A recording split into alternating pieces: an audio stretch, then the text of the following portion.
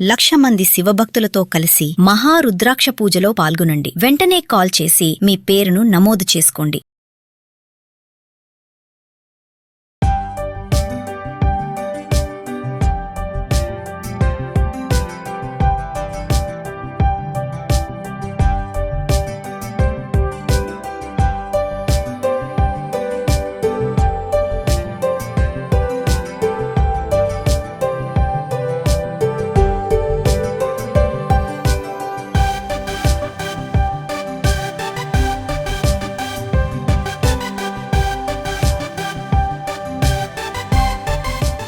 Welcome to mom's kitchen. మామిడికాయతో ఊరగాయలు 3 రకాలు చూసాం ఆల్రెడీ తోటలో. ఆవకాయ, ముక్కల పచ్చడి, తర్వాత గుజ్జు పచ్చడి. అయితే ఇంకా చిన్న చిన్న వెరైటీస్ చాలా చేసుకోవచ్చు.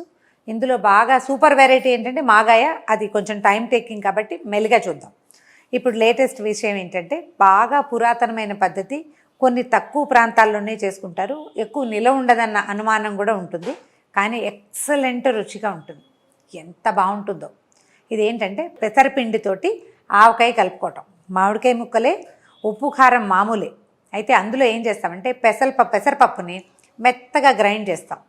అక్కడక్కడ వేయిస్తారు కూడానండి. వేయించిన పెసరపప్పుది అంత రుచిగా ఉండదు, నూనె లాగేసినట్టు అయిపోతుంది. అలా కాకుండా పచ్చిదే పెసరపప్పుని, చాయ్ పెసరపప్పు చక్కగా శుభ్రంగా బాగు చేయటం, కొంచెం ఎండలో పోసుకోవటం, తర్వాత మిక్సీ జార్లో వేసి మెత్తగా గ్రైండ్ చేసేసుకోవటం. కారం కంటే కొంచెం ఎక్కువ పెసరపిండి వేసుకోవచ్చు కూడా, చాలా బాగుంటుంది. సాయంత్రం ఇవాళ కలిపామనుకోండి, రేపు పొద్దుటికే ఊరిపోతుంది. తక్కువ రోజులు ఉంటుంది. పచ్చడి ఎర్రగా అందంగా ఉంటుంది. కొద్ది రోజులు, ఒక వారం 10 రోజుల పాటు తినడానికి చాలా బాగుంటుంది. వేసవి కాలపు కొత్త రుచి. ఇదేంటంటే ఎక్కువ 25 కాయలు 30 కాయలు పెట్టుకునే వాళ్ళం కాదు. మా ఇంట్లో ఒక 5 కాయలు అలా పెట్టేవాళ్ళు. ఒక 15-20 రోజుల్లో మొత్తం అంతా ఊదేసేవాళ్ళు. నేను ఇప్పుడు ఏం చేస్తున్నానంటే, ఇదివరకు 15 కాయలు అలా పెట్టేవాళ్ళం. నేను జస్ట్ 1 కాయ లేదా 2 కాయలు పెడతాను. ఒక 1 మంత్ లోపలే. ఇందులో ఫ్రెండ్స్కి ఇచ్చేవి కూడా ఉంటాయి కదా, అవగొట్టేస్తాను. 2 కాయలు లేదా 1 కాయతోటి ట్రై చేయండి. 2 కాయలకి ఎంత కొలత వేసుకోవాలో ఇప్పటిదాకా నేను ఏదో గ్లాస్ కొలత చెప్పాను కదా, వెయిట్తో సహా చెప్తాను. ఈ వెయిట్ని బట్టి ఈజీగా చేసేసుకోవచ్చు. మనం మీడియం సైజ్ కాయలు అంటే మరి చిన్న రసాలు కాదు, పెద్ద రసాలు తీసుకోవచ్చు, చిన్న రసాలు తీసుకోవచ్చు, లేదా తెల్ల గులాబీ వెరైటీ కూడా. గోదావరి జిల్లాల వాళ్ళైతే కొత్తపల్లి కొబ్బరి దొరుకుతుంది, అదైనా పెట్టుకోవచ్చు. నూజివీడు రసాలు అవి కూడా బాగానే ఉంటాయి. ఈ సైజు మాది. పెద్ద రసాలు అంటే జలాలు ఇంకా ఇంత పొడుగుంటాయి కదా. ఈ సైజు కాయలు అయితే 2 కాయలకి 100 గ్రాముల చొప్పున మనం ఉప్పు, కారం, పెసరపిండి వేసుకోవచ్చు. గ్రాముల కొలత అయితే అట్లా. ఒకవేళ గ్లాసుల కొలత అయితే ఎలా చేయాలో చూద్దాం. ఇవాళ రేపు మనం మెజరింగ్ కప్స్ వాడుకుంటాం కదా, కప్పు కొలత అని ఇట్లాంటివి కనపడుతుంటాయి. ఇందులో ఒకటి పెద్దవి చిన్నవి వరుసగా వస్తాయి కదా. Cup, 1/4 cup, 1/2 cup, 1/4 cup, 1 spoon అలా కొలత. ఇప్పుడు మామూలుగా ఇది అన్నిటికంటే పెద్ద కప్పు. ఈ కప్పు కొలతతోటి దీని నిండుగా కనుక తీసుకుంటే ఇంచుమించుగా ఒక 100 గ్రాములు అవుతుంది కారం. ఈ కొలతతో తీసుకోండి. ఒకవేళ ఇది తీసుకున్నాం అనుకుందాం.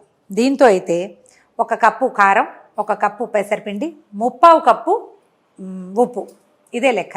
అదే మనం గ్రామ్స్లో తీసుకున్నాం అనుకోండి, 100 గ్రాముల ఉప్పు, 100 గ్రాముల కారం, 100 గ్రాముల పెసరపిండి. ఎందుకంటే ఉప్పు 100 గ్రాములు, కారం 100 గ్రాములు సమానమైన కొలత రావు మనం పాత్రలతో కొలిచేటప్పుడు. సో ఈ గ్రామ్స్ కొలతతోటి కనుక తీసుకుంటే మీకు చాలా కంఫర్టబుల్గా అయిపోతుంది. ఆవకాయ ముక్కలు తరుక్కున్నట్టుగానే ఇట్లా టెంక ఉండేలాగా తరుక్కోవాలి. కాయలు గట్టిగా, ముదురుగా, మంచి పీచున్న రకం, బాగా ఊటొచ్చే రకం చూసుకోవాలి. ఇప్పుడు కాయలో ఊట ఉందనుకోండి, మనం పోసిన పిండి సమంగా సరిపోతుంది. ఊట తక్కువ ఉంటే కనుక పిండి ఎక్కువగా అనిపిస్తుంది, పులుపు అవి సరిగ్గా దిగవు. ఊటగా ఉండే కాయలను చూసి చక్కగా మంచి రసాలు తీసుకోండి. సో ఇప్పుడు 2 కాయల ముక్కలు ఇవి అన్నీ కూడా ఈవెన్గా తరగటము, తర్వాత దీంట్లో ఉండే జీడి, ఈ మధ్యలో ఉండే రేపరు చక్కగా తీసేయండి. ఓకే, చూద్దాం. అన్నీ కొలిచి పెట్టామండి. ఇది కనిపిస్తోంది కదా, 1/4 కప్పు పూర్తిగా లేదు ఇది ఉప్పు. తర్వాత 1 కప్పు కారం, 100 గ్రాముల కారం. పెసరపిండిని, పెసలని ఇలా పిండి చేశాను.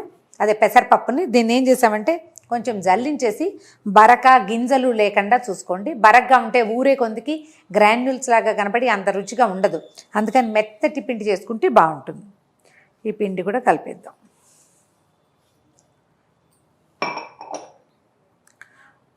ఒక 1/2 స్పూను పసుపు.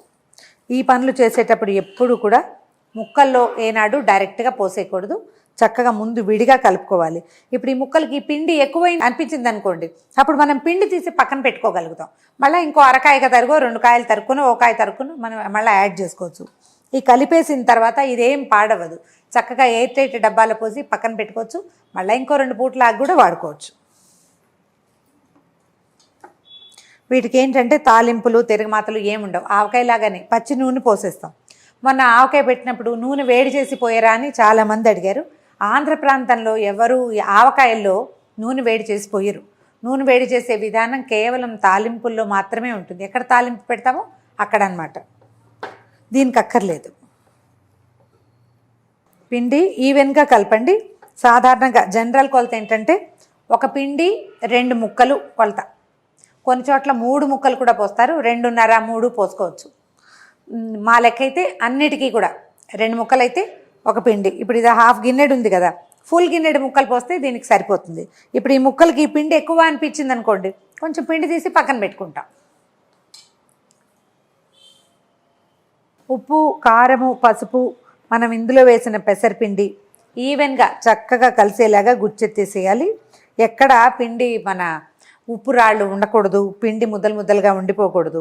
ఈవెన్గా కలపండి. కొంచెం బరకపాటి జల్లెడితోటి జల్లించేస్తే కూడా చక్కగా కలిసిపోతుంది. దీన్ని ఏంటంటే ఆవకాయలలాగా 3వ రోజు నూనె పోసుకోకర్లేదు. మనం కలిపేటప్పుడే నూనె పోసేసి బాటిల్కి ఎత్తేసుకుంటే ఎల్లుండి పొద్దున, ఇవాళ కలిపాం కదా, రేపు ఎల్లుండి పొద్దున ఒకసారి మొత్తం రుచి చూసుకుని రేపు సాయంత్రం నుంచి వేసేసుకోవచ్చు. రుచి చూసుకొని అవసరమైతే కొంచెం ఉప్పు తగిలించాలి. ఎందుకంటే ఈ రోజుల్లో రాళ్ల ఉప్పులను కానీ మత్తటి ఉప్పును కానీ నమ్మలేకపోతాం. కొన్నిట్లలో ఉప్పు కారం ఎక్కువ ఉంటుంది, కొన్నిట్లలో తక్కువ ఉంటుంది. ఇప్పుడు ఈ ముక్కలకి పిండి కొంచెం ఎక్కువేమో అనిపిస్తుంది. మళ్ళీ కాస్త తీసి పక్కన పెడదాం. చూడండి,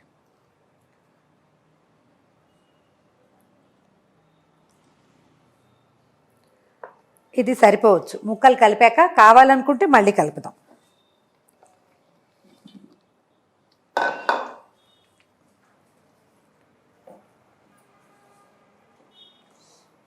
ఇంత పెద్ద ముక్కలు వద్దనుకునే వాళ్ళు చిన్న చిన్న ముక్కలు కొట్టించుకోవచ్చు. ఆవకాయ ముక్కల్లాగా ఉంటే బాగుంటుంది. ఇది చూడండి, దీంట్లో ఏంటంటే నూనె పోసేసరికి మనకి మొత్తం కలగలిసిపోయి కనిపిస్తుంది అన్నమాట. మేము పూర్తిగా నువ్వుల నూనె వాడుతున్నామండి. ఒకవేళ మనకి దగ్గరలో గానుగలుండి గానుగ నూనె అలవాటు ఉంటే గానుగ నూనె పోసుకుంటే చాలా బాగుంటుంది. మేమైతే అదే అంటే ప్యాకెడ్ నూనె వాడుకుంటున్నాము ఇందులోకి.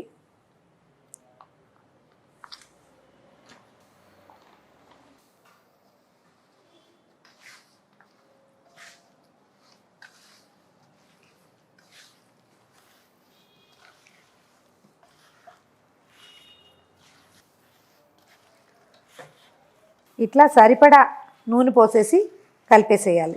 ఇప్పుడు చూడండి, ముక్కలు ఇది కలిపి ఎంత బ్యూటిఫుల్గా కనపడుతుందో. ఇప్పుడు ఇలా ఉన్నది ఒక 5-6 గంటలు నానేసరికల్లా, అసలు రేపు పొద్దుటికల్లా ఇది ఇందులో నుంచి పల్చగా ఊట బయటకు వచ్చేస్తుంది. ఇప్పుడే ముట్టుకుంటుంటే ముక్కలు మెత్తగా చల్లగా తెలుస్తున్నాయి అన్నమాట, తడుస్తోంది లోపల నుంచి. ఉప్పు తగిలేసరికి వస్తుంది కదా. ఈ పెసరపిండి అంతా నాని ఎక్సలెంట్ రుచిగా ఉంటుంది. సాధారణ ఆవపిండిలో ఆవకాయలో వేసినట్టుగా ఇందులో మనం మెంతులు కానీ లేకపోతే మన శనగలు కానీ వేసుకోం. ఒకవేళ మీకు ఆసక్తి ఉంటే కొంచెం ఒక 1/2 స్పూను మెంతిపిండి వేసుకోవచ్చు. కానీ ఈ పెసర వాసన రాకుండా మెంతి వాసన వచ్చేస్తుంది. అందుకని కొన్ని ప్రాంతాల్లో వేస్తారు, కానీ మేమైతే అది పూర్తిగా రూల్డ్ అవుట్. పూర్తిగా పెసరపిండితోటి ట్రై చేసి చూడండి. ఇది కొంచెం కొత్త రుచిగా తెలిసిన వాళ్ళు ట్రై చేయండి. ఆల్రెడీ తెలిసిన వాళ్ళు ఇందులో ఏదైనా చిన్న చిన్న మార్పులు మీరు చేసేటట్టయితే అవి కామెంట్స్ రూపంలో తెలియచేయండి. రెడీ అయిపోయింది. వేరే ఒక బౌల్లో పెట్టుకుందాం. ఏదైనా గ్లాస్ బౌల్లో జాడీలో స్టోర్ చేయండి. 1 పూట 2 పూటలు వీటి దీంట్లోనే వదిలేస్తే ఎల్లుండికి కొంచెం బాగా ఊరిపోతుంది కదా. అప్పుడు అవసరమైతే కొంచెం ఉప్పు అవసరమా లేకపోతే మరి కాస్త నూనె అవసరమా చూసి కలుపుకోవచ్చు. మొదటే సీసాల్లో వేసి మూత పెట్టేయద్దు, ఓ బౌల్లో వేసి అట్టు పెట్టండి. కొద్దిపాటి నూనె పైన పోస్తే ఇంకా కొంచెం బాగా ఊరిపోతుంది. ఇదిగోండి పాతకాలపు పచ్చడి పెసరావకాయ.